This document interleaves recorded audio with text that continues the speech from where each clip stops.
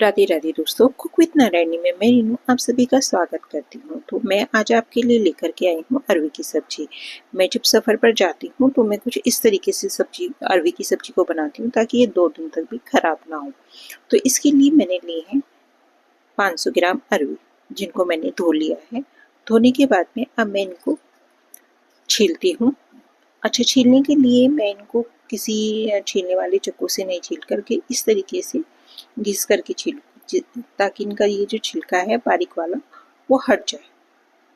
जब हम इसको इस तरीके से छील करके उतारते हैं तो ये छिलका बहुत ही आसानी से उतर जाता है। ये देखिए। अच्छा, अब आप कहोगे कि इस तरीके से हम छील कर उतारेंगे तो हमारे हाथों में खुजली हो जाएगी।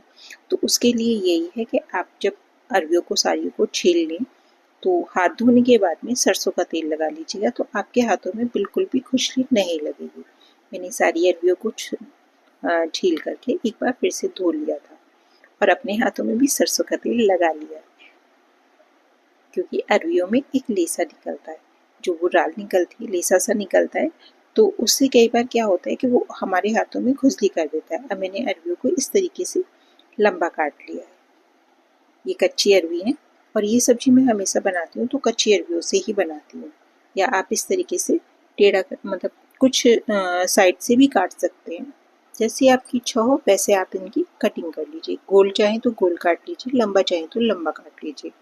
मैंने ये कुछ लंबे ही रखे हैं। अच्छा, ये कच्ची अरवी है तो उनको बनाने से पहले मैं क्या करती हूँ कि ऑयल में इनको फ्राई कर लेती हूँ। डीप फ्राई कर लेंगे हम इनको। और मैंने कढ़ाई में पहले ही ऑयल गर्म करने के लिए रख दिया था और इस तरीके से मैंने इनको गोल्डन ब्राउन होने तक फ्राई कर लिया है। ये देखिए, ये गोल्डन ब्राउन हो गई है। अब मैं इनको निकाल लूँगी और जो मेरी बाकी बची हुई अरवियाँ हैं वो भी मैं इसमें डाल करके इसी तरीके से फ्राई कर लूँगी। आपको मेरी ये रेसिपी अच्छी लगी तो आप मुझे लाइक शेयर सब्सक्राइब जरूर करिएगा और मुझे कमेंट करके बताइएगा। ये अरवी इस तरीके से बनाई जाती है ना तो ये बिल्कुल भी ख़राब नहीं होती है। चलिए, तो अब हम इसके लिए एक मसाला तैयार कर लेते हैं। ये मैंने 2 चम्मच लिया है। इसमें धनिया पाउडर, लाल मिर्ची, हल्दी और नमक स्वाद अनुसार, थोड़ा सा आमचूर पाउडर और ये गरम मसाला। अब हम इन्हें सबको अच्छे से मिक्स कर लेते हैं। मिक्स करने के बाद में इसमें मैं थोड़ा सा पानी डाल करके इन सब का पेस्ट बना लूँगी।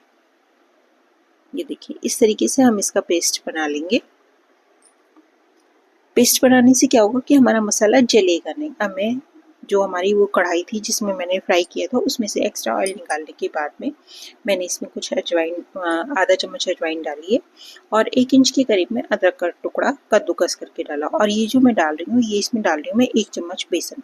बेसन मैंने पूरा भर करके लिया था चम्मच में।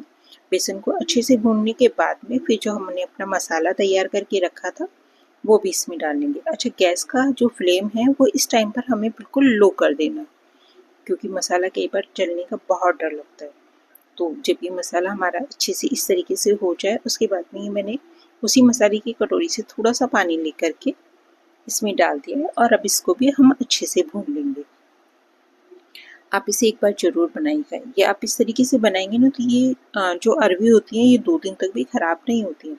आपको तो पता है वैसे भी अरवी बहुत जल्दी ख़राब होती है, लेकिन अगर आप इस तरीके से बनाएंगे ना तो अरवी बिल्कुल भी ख़राब नहीं होंगी। और फिर जो हमने अपनी अरवियों को फ्राई करके रखा था उस पर मसाले की अच्छे से कोटिंग कर देंगे ताकि हमारा मसाला इन पर बहुत अच्छे से चढ़ जाए। अच्छा, ये मैंने लिया है आधा नींबू और आधे नींबू के रस को हम इसमें डाल देंगे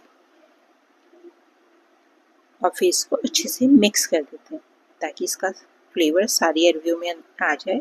और जब तक अरवियों में नींबू ना हो स्वाद नहीं आता। अच्छा, 2 मिनट के लिए ये मैंने इस तरीके से ढक कर के पका लिया था ताकि जो हमारे मसालों का फ्लेवर है वो इसके अंदर बहुत अच्छे से आ जाए और अरवियों के अंदर एक मसाले की अच्छे से कोटिंग हो जाए। अब मैं डाल देती हूँ इसमें अपना हरा धनिया।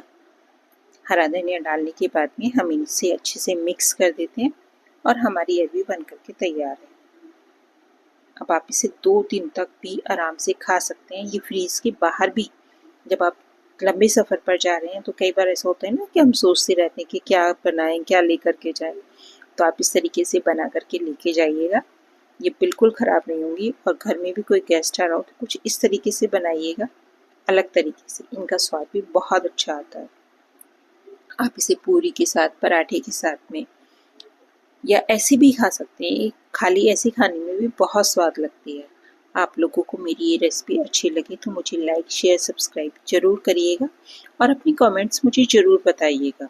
आप मुझे डिसलाइक भी कर सकते हैं, लेकिन प्लीज़ मुझे बताइएगा ज़रूर। Thank you.